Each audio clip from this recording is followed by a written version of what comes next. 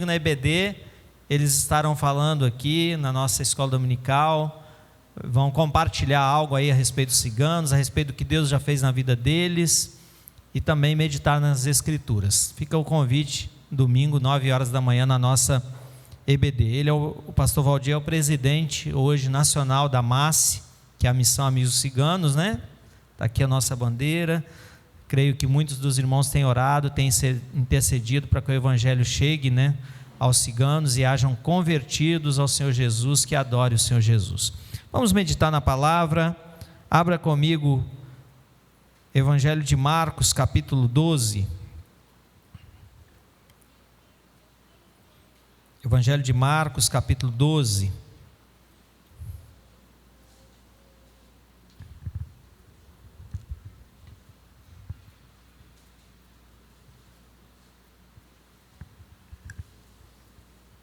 Do versículo 35 até o 44, Evangelho de Marcos, capítulo 12, do versículo 35 ao 44. Nós vamos fazer essa leitura alternada, então você leia bem alto aí, tá bom? Para que os irmãos que estão em casa leiam também, possam ler junto com vocês. Marcos 12, do versículo 35 ao 44. Quando a gente fala do pessoal que está em casa, irmãos, lembre que tem irmãos que gostariam de estar aqui, mas não podem, né? Estão enfermos, tem aqueles que são bem de idade, né? Tem as suas dificuldades, não podem estar aqui conosco. Então, ore por esses irmãos, né, que gostariam de estar aqui, mas não podem estar aqui. Alguns estão enfermos nesses dias, então, lembre nas suas orações desses irmãos. Marcos 12, 35 em diante, eu lerei os ímpares, a igreja lê os pares. Diz assim: Jesus, ensinando no templo, perguntou: como dizem os escribas que o Cristo é filho de Davi?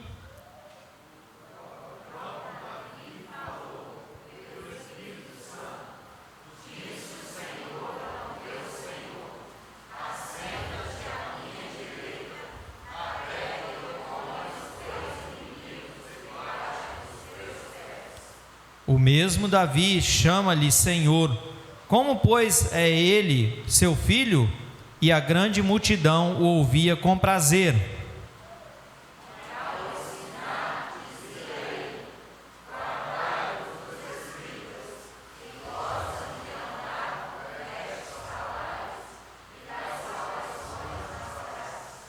E das primeiras cadeiras nas sinagogas e dos primeiros lugares nos banquetes.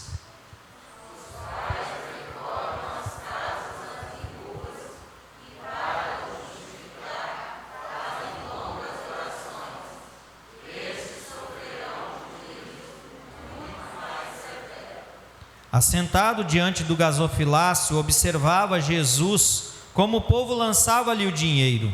Ora, muitos ricos depositavam grandes quantias.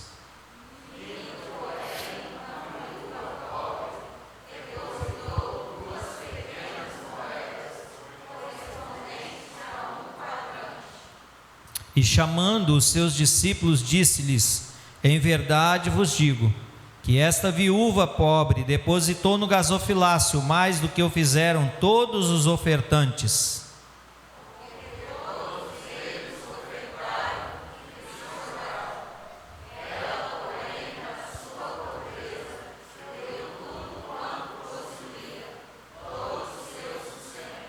Amém.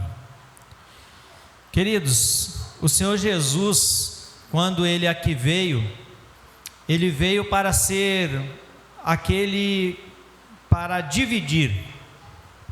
Ele veio para mostrar realmente o que era o reino de Deus. Ele veio para confrontar muitas pessoas nos seus pensamentos que tinham errado a respeito do que era servir a Deus. E nesse texto que nós lemos, ele vai aqui, não só no capítulo 12, mas já no capítulo 11, ele trata algumas questões, né, mais diretas com alguns dos escribas e dos fariseus. E a questão maior que Jesus vai tratar aqui é de como que o fariseu, como que aquelas pessoas que faziam parte desse grupo dentro do judaísmo, se apresentava, como que eles agiam. E Jesus então vem para confrontar justamente e mostrar para eles que a forma que eles se apresentavam diante de Deus e diante das pessoas estava errada. Eu gostaria que a gente pensasse nesta noite sobre o tema simplicidade versus hipocrisia. O que Jesus diz? Simplicidade versus hipocrisia. O que Jesus diz? O começo do texto que nós lemos, a partir do versículo de número 35 até o versículo de número 37, Jesus vai aqui mostrar que Ele, o Cristo, Ele, Jesus, Ele é o Messias, Ele é aquele que tinha sido prometido. Ele vai mostrar que Ele é verdadeiramente o filho de Davi. E alguns dos escribas não entenderam muito bem aquilo. Eles não entenderam o que Jesus estava falando, nem mesmo os discípulos que já estavam caminhando com Jesus há um certo tempo, estavam em dúvidas ainda a respeito daquilo que Jesus estava falando. E Jesus então cita o texto dos Salmos, mostrando para eles que Ele é verdadeiramente o Filho de Deus, que Ele verdadeiramente é o Messias que havia sido prometido. Agora pense comigo, meus irmãos, como até o Miqueias já citou aqui domingo passado, né? Citando o Renilton, né? Tenta entrar no texto, tenta viver o contexto daquele momento. Existia um tempo em que eles ficaram sem ouvir profetas falando direto da parte de Deus. Quanto tempo foi esse? Quem se lembra? Quanto tempo? Alguém está falando assim, 4 séculos, 400 anos. 400 anos Deus não falou com o povo, não usou nenhum profeta para falar com o povo. E agora Deus levanta João Batista para trazer uma mensagem a respeito de um Messias. Esse João Batista, num contexto nosso aqui, era um cara meio maluco, né? Pensa, um cara que come gafanhoto, mel silvestre, vive lá no deserto, a mensagem dele é meio bruta. Deus usa coisas loucas deste mundo para confundir as sábias. E João Batista fala da vinda do Messias, e o Messias vem, só que o Messias não vem de acordo com aquilo que as pessoas pensavam, porque muitos achavam que Jesus viria montado num grande cavalo, no cavalo melhor que existia, que ele nasceria lá num palácio, seria líder de um grande exército, e não foi assim. Jesus nasceu de forma simples, de forma humilde. Isso, amados, mostra que o reino de Deus é lugar de simplicidade. Deus usa as coisas simples. Deus gosta das coisas simples. E foi assim que Jesus veio ao mundo, de forma bem simples. Lembra? Os anjos apareceram para quem primeiro, no nascimento de Jesus? Para pastores. Pastores que estavam lá no campo. Pastores que tinham que ficar fora da cidade. Pastores que muitas vezes não tinham direito nem de entrar dentro da sinagoga, nem dentro do templo. Eram pessoas excluídas da sociedade. E os anjos aparecem primeiro para quem? Pastores, gente simples. Quero aqui abrir um parênteses, meus queridos. Simplicidade não tem a ver com isso aqui não, tá bom? É muito importante a gente sempre ressaltar. Porque eu conheço gente que não tem isso, mas é extremamente orgulhoso. Você conhece?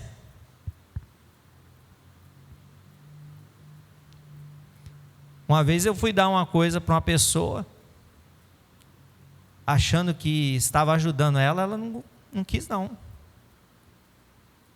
Você veio trazer essa, desculpa aqui a expressão, essa porcaria para mim? Até essa passada a Brenda falou, né, sobre dar algo para alguém. Eu falei, Brenda, não vão dar não. O tio dela também repreendeu ela, falou, não vão dar não. Porque pode ser que quem vai receber não não vai gostar muito, vai rejeitar, vai achar que... O que Jesus está falando, amados, é disso aqui, ó. É disso aqui. Jesus está falando de mente, de coração. Jesus está falando de algo do caráter. Jesus está falando das motivações do coração. É disso que Jesus está falando, de simplicidade. E Jesus então vem como esse Senhor, como o Messias. Mas Jesus agora, ele vai observar e ele vai falar, trazendo ensinamentos importantes para aquelas pessoas. E o versículo de número 38 diz assim, acompanhe comigo.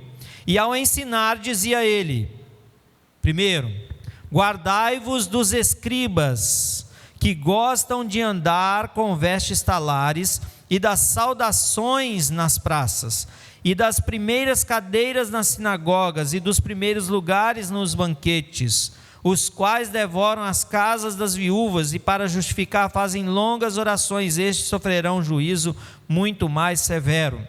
Primeiro ensino que Jesus traz aqui para aquelas pessoas que ele estava discipulando, que ele estava preparando para continuar o ministério, é o alerta a respeito desse grupo de pessoas chamado escribas. Eles eram tremendo estudiosos da palavra.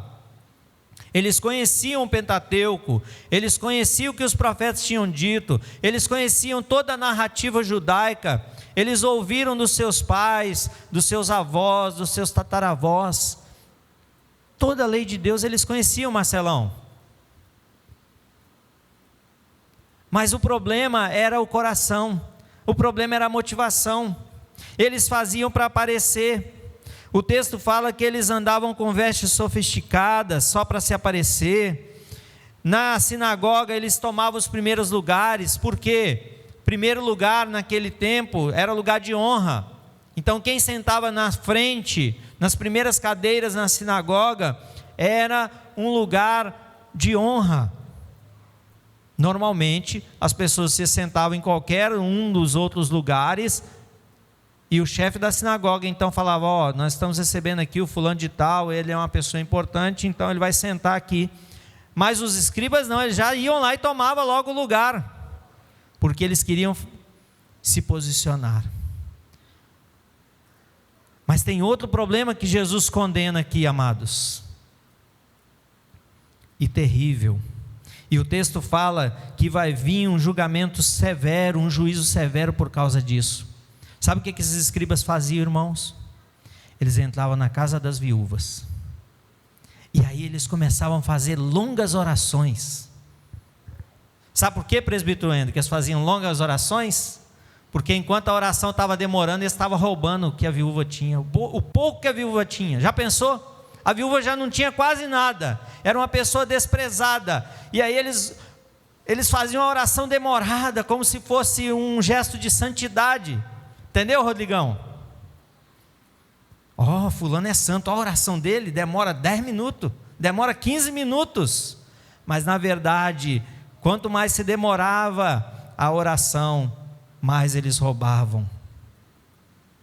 Já pensou a cena? Um aqui está orando, a viúva está aqui recebendo a oração, de repente ela tem um filho, está ali recebendo oração pelo filho, está prestando atenção ali no que o escriba está falando, no que aquele líder religioso está dizendo, enquanto isso o outro está lá roubando tudo que tem na casa. Que terrível, irmãos. Agora vamos pensar aqui num paralelo. Hoje em dia não tem religiosos que estão fazendo isso, irmãos? Hein? Talvez não está indo lá na casa da viúva orar lá uma oração demorada enquanto o outro vai pegar, mas fazendo a analogia, quantos hoje estão enganando com falso evangelho e falando, enquanto isso nós estamos sendo negados no conhecimento pleno das Escrituras. A palavra de Deus nos alerta: a quem muito é dado, muito será cobrado. Muitas foram as vezes que eu já falei, irmãos, precisamos orar cada vez mais pelos nossos pastores, pelos nossos presbíteros, pelos nossos diáconos. porque eles são responsáveis pela igreja, eles são responsáveis em conduzir a igreja, eles são responsáveis em cuidar da igreja, e cada um deles vão prestar contas a Deus. Eu falo porque eu fui presbítero por um tempo, oficialmente, ali no conselho, tratando de muitas coisas, decidindo muitas situações, e não é fácil, irmãos, em alguns momentos. Só que muitos líderes religiosos, amados, têm feito igual esses escribas, têm feito só para se aparecer, têm feito só para ser ovacionado pelas pessoas. Tem outros que estão enganando as pessoas, usurpando.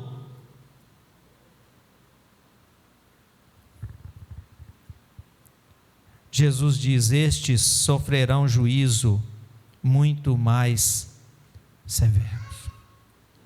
E Jesus então está dizendo: guardai-vos desse tipo de pessoas. O que Jesus quer dizer aqui com guardai-vos? É você não dar atenção, é você não continuar alimentando esse tipo de coisa, é você não dar oportunidade para esse tipo de coisa. Certa vez chegou uma pessoa de uma seita, não é uma igreja evangélica que prega o genuíno evangelho, e uma pessoa de uma seita chegou na minha casa e foi querer conversar. Foi quando eu morava aqui em Santa Cecília, depois que retornei para cá, e bateu lá no portão, fui atender, e quando eu disse que eu era missionário e que essa pessoa podia entrar e para a gente conversar sobre a palavra de Deus, ela zarpou. Eu falei: não, vamos, eu te ouço, mas também você vai me ouvir, vamos subir. Ela não quis, foi embora, porque ela queria engambelar, ela não queria conversar sobre Jesus, ela não queria conversar sobre a palavra de Deus, as motivações eram outras. Irmãos, não dê oportunidade para aquilo que não é de Deus. Certamente, quando nós vamos buscando essa intimidade cada vez mais com o Pai, Ele vai nos dar discernimento, vai nos dar sabedoria, para saber se aquilo é de Deus ou não é de Deus. E nessa era da internet aí, dessa facilidade que nós temos, quantas são as pregações que existem por aí? Quantos são os pregadores? Tome cuidado, irmãos, porque às vezes alguém está se apresentando como um cordeiro, mas na verdade é lobo. Haja vista alguns que nós já até ouvimos suas palestras, suas pregações, mas hoje adotaram um discurso levando para o liberalismo teológico, dizendo que tem que ser reescritas as escrituras, tem que fazer uma nova análise, uma interpretação para os dias atuais, dizendo não tem nada a ver isso, não tem nada a ver aquilo e etc. Meus queridos, nós precisamos nos posicionar. Jesus se posicionou, Jesus disse: olha para eles, olha o que eles estão fazendo, guardai-vos dessas pessoas, não dê oportunidade, não continue alimentando o ego dessas pessoas, porque o que eles estão fazendo é só para se aparecer, e mais, além de se aparecerem, de fazer só para se aparecer, eles estão roubando, eles estão usurpando as viúvas, os necessitados, até têm aparência de piedade, mas não são piedosos, até fazem longas orações, mas não têm compromisso com Deus. O texto continua, acompanhe comigo, versículo 41. Assentado diante do gasofilácio, observava Jesus como o povo lançava ali o dinheiro. Ora, muitos ricos depositavam grandes quantias. Vou dar uma paradinha aqui nesse versículo 41. Para a gente entender o contexto, naquele tempo, Rafael, não tinha Pix, né?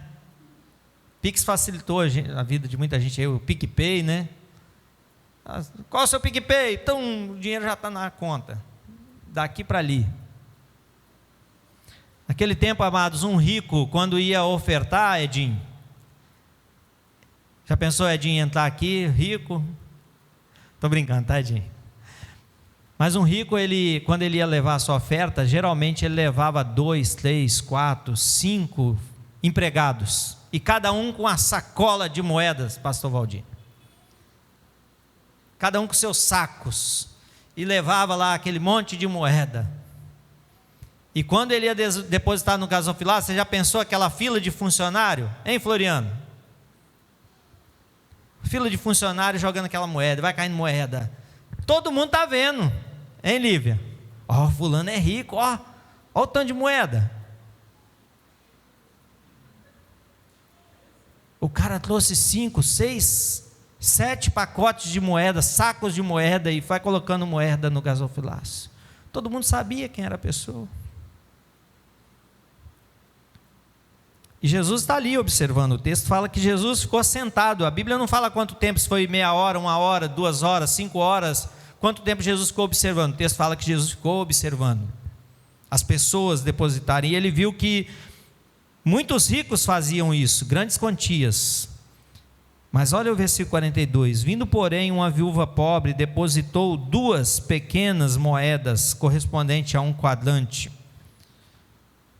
Essa mulher, quase que imperceptível, porque ela entrega apenas 2 moedinhas, e eram as menores das moedas, de menor valor. Provavelmente, assim, segundo alguns estudiosos, seriam 8 centavos de dólar. Se bem que o dólar hoje está bem valorizado, né? Não sei, eu acho que está R$5, R$5 e alguma coisa, por aí, não lembro agora. Mas era apenas 8 centavos de dólar, o correspondente ao que essa viúva entrega. E Jesus então observa tanto a atitude dos ricos, mas ele chama atenção também para esta viúva pobre, quando ele diz assim, versículo 43, chamando os seus discípulos, disse: em verdade vos digo que esta viúva pobre depositou no gasofilácio mais do que o fizeram todos os ofertantes, porque todos eles ofertaram do que lhes sobrava. Ela, porém, da sua pobreza deu tudo quanto possuía, todo o seu sustento. Sabe por que Jesus faz isso, irmãos?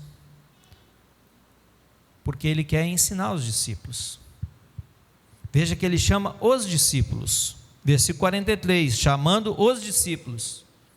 Primeiro ele confronta a respeito dos escribas, ele fala sobre os fariseus, ele fala sobre ele ser o filho de Deus, ele mostra quem ele é, para que ele veio, ele confronta aqueles escribas que faziam só para aparência, ou seja, ele confronta a hipocrisia daquelas pessoas, e agora Jesus vai mostrar sobre a simplicidade, fazendo esse paralelo entre muitos ricos que depositaram grandes quantias em dinheiro,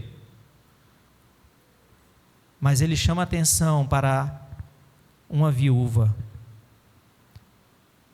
que era pobre, mas uma viúva que deu todo o seu sustento. Ela não deu o que sobrava. Ela não fez as contas lá primeiro, vamos fazer as contas aqui, tal, sobrou tanto, vou dar tanto. Não. O texto fala que deu tudo quanto ela possuía.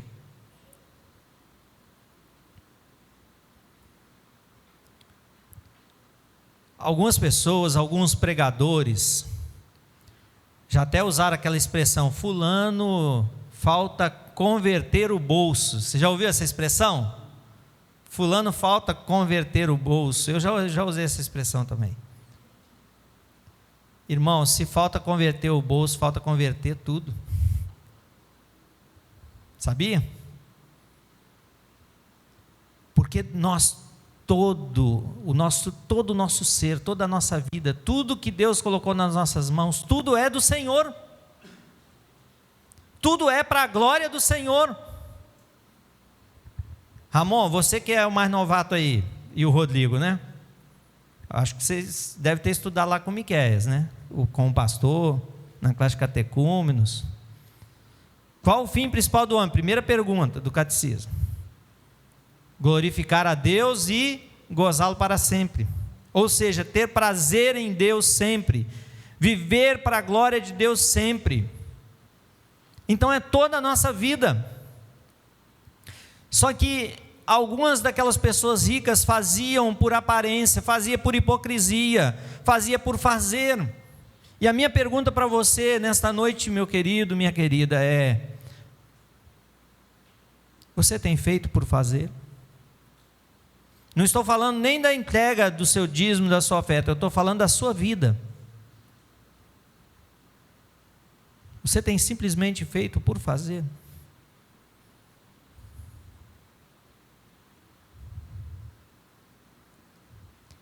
Délia está trabalhando com o irmão dela, né? Foi socorrer o irmão dela lá. O irmão dela ficou sem um funcionário lá no escritório e pediu socorro. Délia, vem aqui. Convenceu Délia.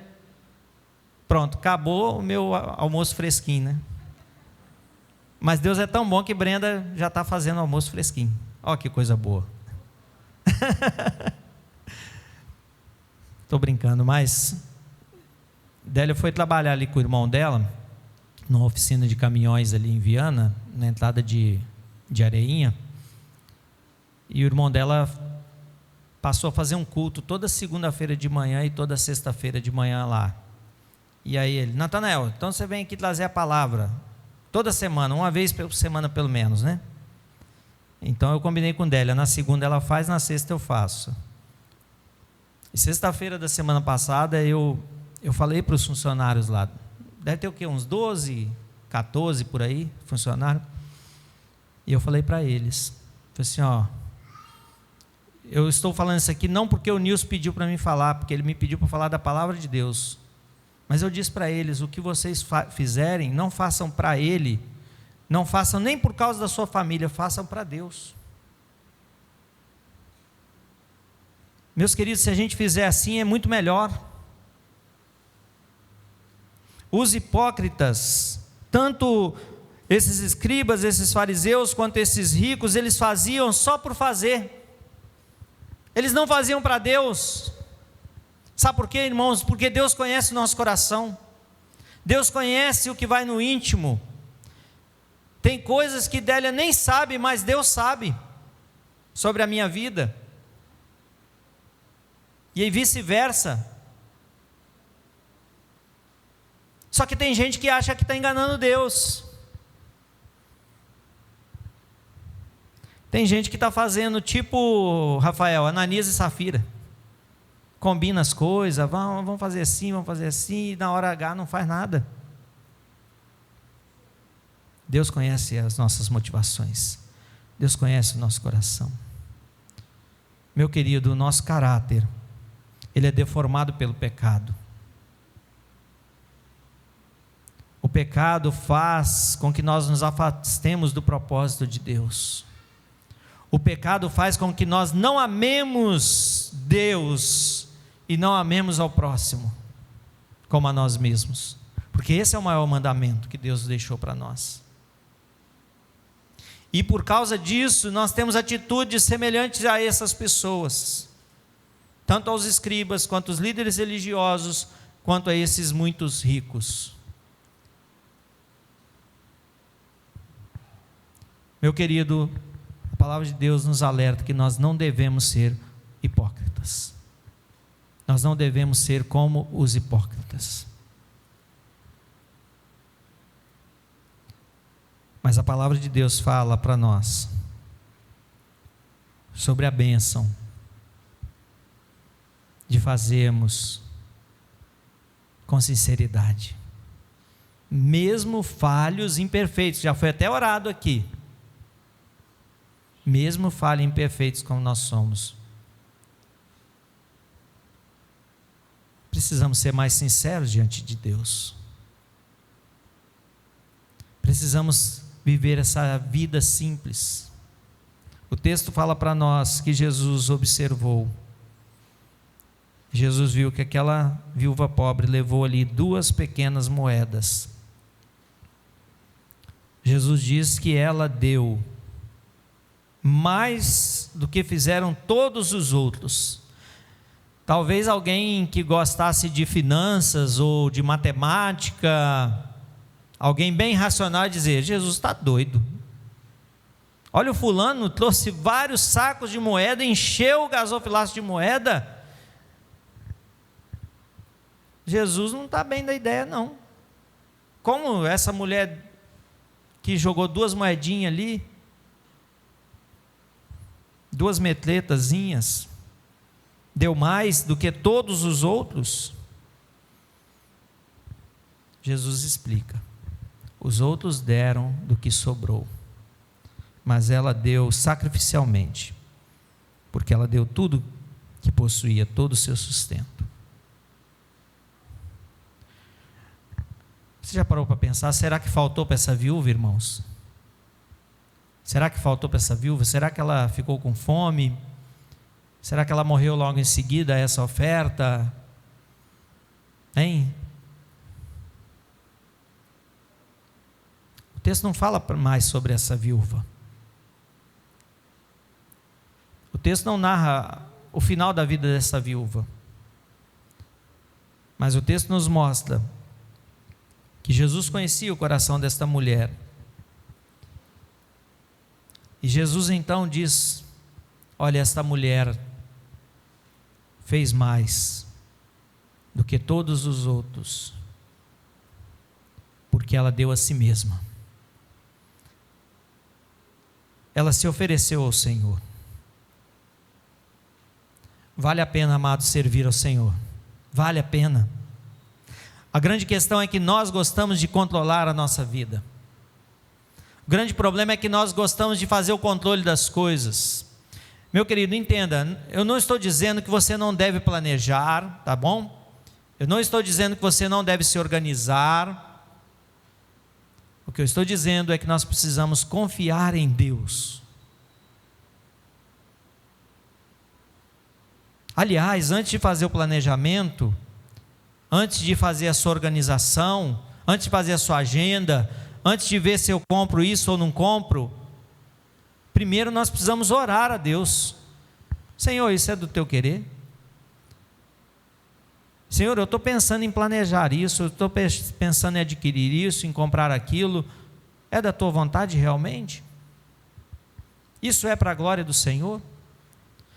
Mas o que muitas vezes nós fazemos é o inverso. Primeiro a gente faz tudo, depois a gente ora pedindo para que Deus abençoe aquilo que a gente já escreveu lá. Não é assim que às vezes a gente faz? Ou pior, às vezes a gente compra um negócio, fica endividado, aí depois a gente fala: Senhor, me ajuda aqui que eu tenho que pagar essa conta aqui.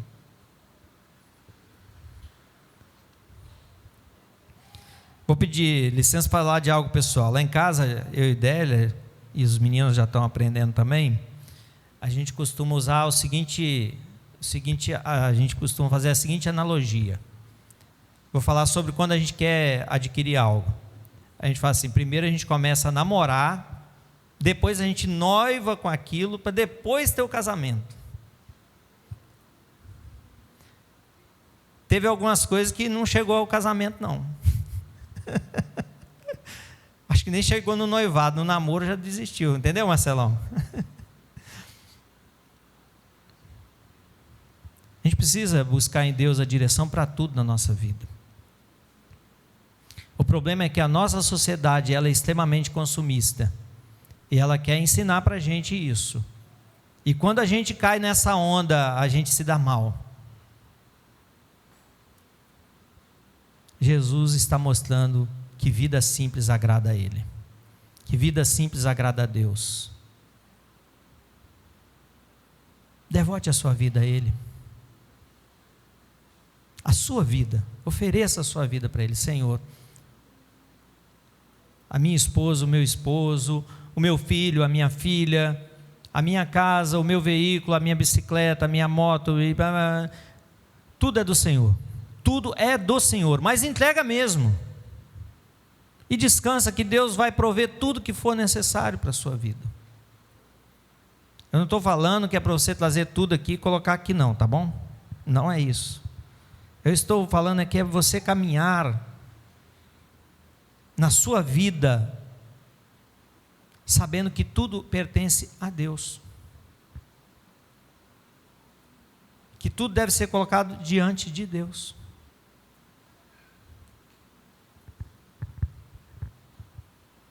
Vou falar um testemunho de algo que já compartilhei em outra oportunidade. Houve uma colisão no meu carro. Aqui no ponto final, o Wendel vai lembrar disso. O Wendel foi lá e viu a situação. Pela legislação do trânsito, quem está à direita, num cruzamento não sinalizado, tem a preferência. E era assim que eu estava. Mas a pessoa que colidiu no meu carro achou que ela estava com a razão. E a pessoa estava desesperada na hora, tinha falecido um parente, etc. E a pessoa não quis arcar com os prejuízos, falou que ia lá registrar a ocorrência, não foi. E eu fiquei esperando e a pessoa não apareceu. E os policiais de trânsito não estavam lá também na hora. E aí o outro policial normal, né, vamos dizer assim, disse: só tem 72 horas para registrar a ocorrência. Eu falei: então tá bom, era sábado. E eu então fui embora, e na segunda-feira, quando eu fui voltar para registrar a ocorrência, a outra pessoa tinha colocado da seguinte forma: o condutor estava em alta velocidade, colidiu com o meu veículo e se evadiu do local. Foi esse o argumento da pessoa.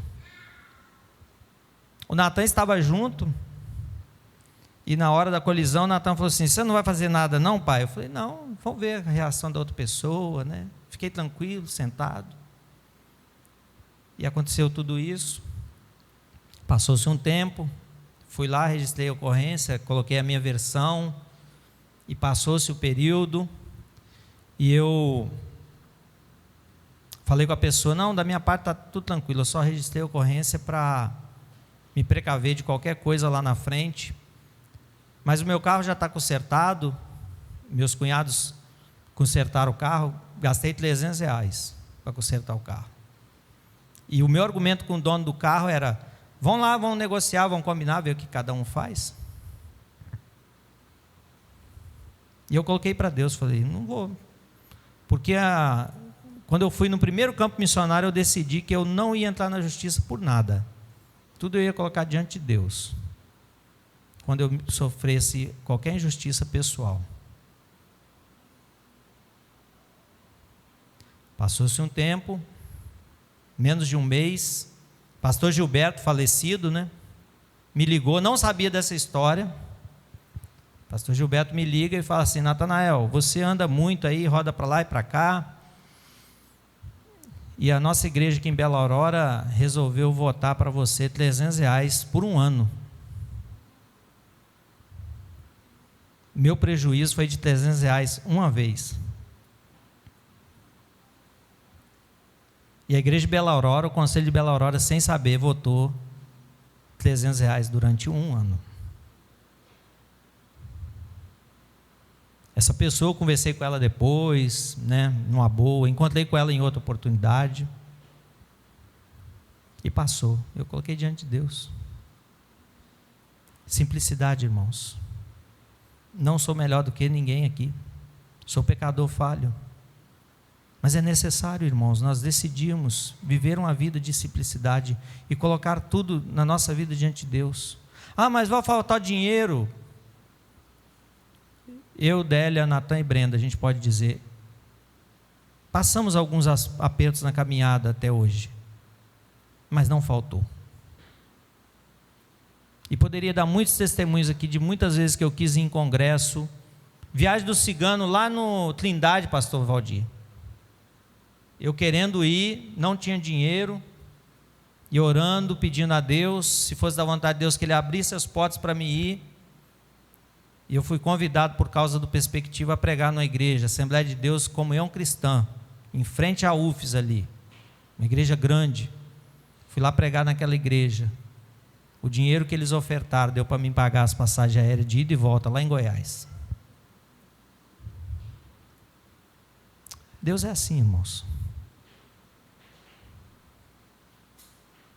Vivam a vida de fidelidade a Deus. Vivam a vida de compromisso com Ele. Esta viúva decidiu viver uma vida de simplicidade e oferecer a Deus o melhor. O texto diz: tudo quanto possuía, todo o seu sustento. Hipocrisia versus simplicidade. O que Jesus diz para nós? O que Jesus diz para nós: eu quero o seu coração. Eu quero o seu coração, Rian. Rick, olhe para aqui, eu sempre confundo os dois, né? Os dois abençoados ali. Eu quero o seu coração. Eu quero que você tenha um caráter digno, honrado diante de Deus. Eu quero que você tenha uma vida de fidelidade para com Ele. É isso que Deus quer. É isso que Deus quer de cada um de nós. Não dê ouvidos ao que o mundo está ensinando, porque o mundo está totalmente pervertido. O mundo está indo de mal a pior. Religiões estão aí nas maiores confusões por causa de interesses deste mundo e não do verdadeiro reino de Deus. Não sei quantos estão acompanhando. Na própria igreja romana, hoje, está uma confusão por causa da campanha da fraternidade. Porque um grupo se adentrou com a teologia chamada da libertação, implantou ideias dentro da igreja romana, que tem, os próprios padres estão dizendo na frente da igreja: não traga as ofertas da campanha da fraternidade, porque elas estão sendo usadas para financiar liberalismo, campanhas pró-aborto, campanhas pró-LGBT, campanhas disso, daquilo. Já pensou um próprio padre falar da frente da igreja: não traga as ofertas para a campanha? Porque o nosso mundo está assim, amados. Nós não estamos aqui para esse tipo de debate, para esse tipo de briga. Nós estamos aqui pela fé genuína que está nas Escrituras. Nós estamos aqui para viver a simplicidade do Evangelho.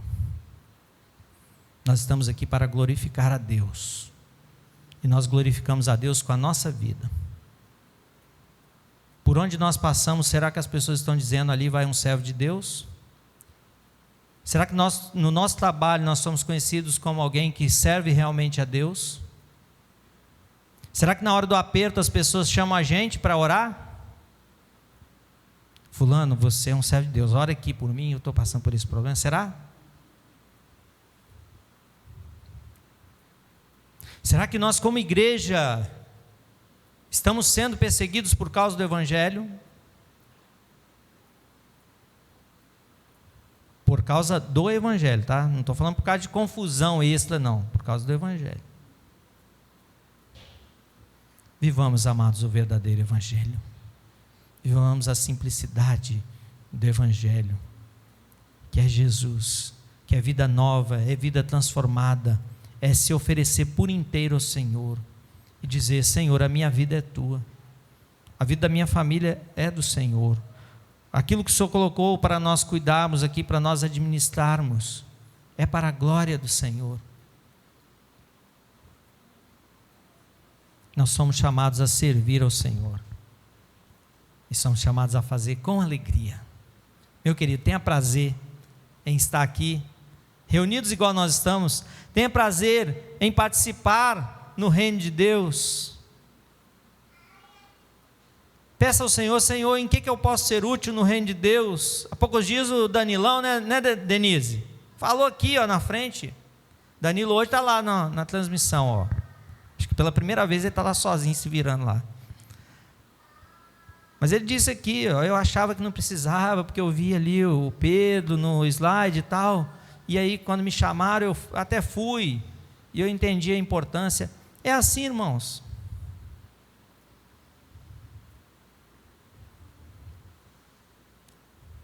Todos nós devemos servir ao Senhor e que nós façamos com alegria. Vamos orar? Vamos falar com Deus? Curva a sua cabeça. Fale com o Senhor: Senhor, eu quero ter essa vida de simplicidade, eu quero ter uma vida que realmente glorifique ao Senhor. Eu quero oferecer ao Senhor o melhor, que é eu mesmo falho, imperfeito, pecador, mas que o Senhor trabalhe no meu coração. Senhor, eu tenho falhado, quero que o Senhor molde o meu caráter. Fale com Deus.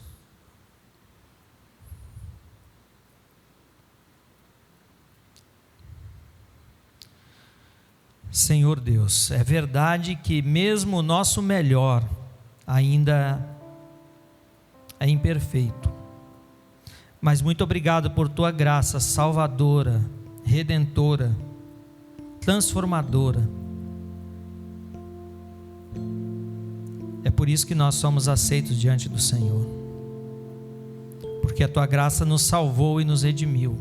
Em nome do Senhor Jesus, que cada um de nós que aqui estamos presencialmente ou de forma online, possamos, ó Pai, viver para a honra e glória do nome do Senhor.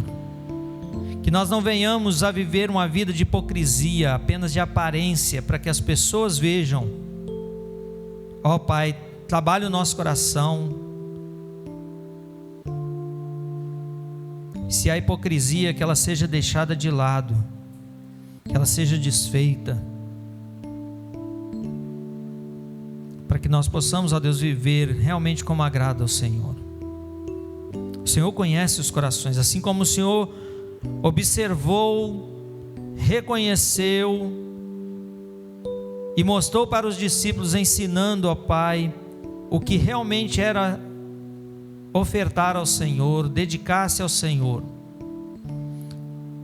Assim o Senhor conhece a cada um de nós. Em nome do Senhor Jesus, trabalhe nosso coração, para que verdadeiramente nós possamos oferecer toda a nossa vida, todo o nosso ser, tudo aquilo que o Senhor colocou sobre as nossas mãos para cuidar, para a glória do Senhor, ó Pai. Que vivamos de forma que o Senhor seja glorificado através da nossa vida, da nossa família, dos nossos bens, ó Pai. Se há alguém, ó Pai, que ainda está preso às coisas deste mundo, que o Senhor possa desfazer isso, que o Senhor possa mostrar, que o Espírito Santo do Senhor possa, ó Deus, trabalhar, ó Deus, esse coração. Se alguém, ó Deus, que precisa ser convertido ao Senhor, que o Senhor converta, ó Deus, em nome do Senhor Jesus. Transforma esse coração para a glória do nome do Senhor. Ó Pai, que o nosso culto seja aceitável ao Senhor, que a nossa vida seja aceitável ao Senhor, que tudo aquilo que nós fizermos possa glorificar ao Senhor, seja as nossas palavras, as nossas ações, o que nós pensamos possa glorificar ao Senhor. Louvado seja o teu nome, ó Pai. Muito obrigado, porque podemos, ó Deus, falar com o Senhor. Muito obrigado, ó Deus, porque podemos nos reunir aqui em teu nome. Louvado, engrandecido seja o nome do Senhor. Nós te oramos, nós te agradecemos, certos da bênção do Senhor sobre nós, no nome que tem poder, o nome de Jesus. Amém. Queridos, Deus abençoe a sua vida. Que bom que você veio, esteve aqui conosco, né? Sexta-feira, reunião de oração aqui na igreja, presencialmente. Não tem transmissão, né, na sexta-feira. Então fica aí o convite para que você venha orar. Tem sido bom, tem sido proveitoso, né, as sextas-feiras aqui de oração às 19h30. E no domingo, 9h da manhã, a nossa EBD, o pastor Valdir e a irmã Janete estarão aqui, né, compartilhando com os irmãos a respeito da etnia Calon, dos ciganos, né, da Márcia, por aí vai, né, pastor Valdir? Que Deus colocar no coração dele de compartilhar, né, e ele vai estar aqui conosco durante o domingo. E se você quiser conversar também, vai poder conversar, tirar dúvidas, né, fazer bastante pergunta para ele, né? Então vai ser um momento, creio que proveitoso, edificante para a igreja. E ore por nós. A partir de amanhã a gente vai estar aí visitando, né, alguns acampamentos aqui na nossa região, para que a palavra continue sendo pregada, né, para que o Evangelho continue sendo anunciado e seja uma experiência boa também para a nossa equipe, não só os nossos irmãos daqui, mas todos que acompanham a nossa equipe aqui no Espírito Santo. Teremos uma reunião no sábado, inclusive, né, com a equipe, para o pastor Valdir conhecer, né, os irmãos, e os irmãos também conhecerem, ele e a irmã Jeanette. Então orem por nós, tá bom? Deus abençoe a sua vida. Está assim encerrado nosso culto de hoje.